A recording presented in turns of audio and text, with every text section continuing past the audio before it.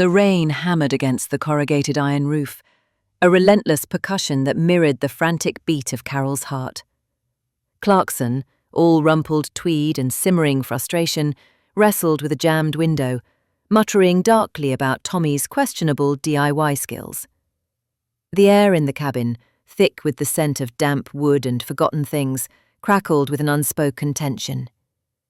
They were supposed to be here for a weekend, sorting through Tommy's life. But the storm, a malevolent beast, had trapped them. Now the power was out, the phone lines were down, and the only light came from the sputtering oil lamps casting long, dancing shadows that played tricks on the eyes. Carol shivered, not entirely from the cold. She'd known Clarkson for years, a sparring partner on countless quiz shows, their banter sharp, their chemistry undeniable. But here, in this isolated place, stripped bare of the cameras and the audience, something had shifted. The air was thick with a raw, untamed energy. He finally wrestled the window open, a gust of icy wind whipping through the room. He turned, his eyes, usually glinting with sardonic amusement, were now dark and intense. "Bloody awful weather," he growled. But his gaze lingered on her, a possessive heat that sent a shiver down her pants.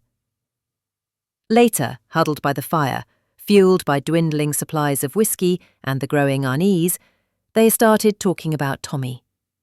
Stories tumbled out, memories laced with laughter and tears. Clarkson, usually so guarded, opened up, revealing a vulnerability that Carol had never seen before. As the night deepened, the storm raged on, and the shadows danced with increasing ferocity. A floorboard creaked upstairs. A cold draught snaked through the room, despite the roaring fire. Clarkson swore he saw a flicker of Anthea Turner in the corner of his eye. He dismissed it as the whiskey, but Carol felt it too. A presence, a lingering echo of Tommy, perhaps, or something else entirely. He moved closer, his arm brushing against hers.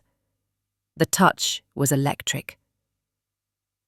"Carol," he murmured, his voice rough with desire. He didn't finish the sentence. He didn't need to. The firelight painted her face in a warm glow, highlighting the curve of her lips, the longing in her eyes. Fat Boy leaned in, his lips finding hers in a kiss that was both desperate and tender. A kiss that spoke of years of unspoken desire, of shared grief, of the primal need for a shag in the face of the unknown.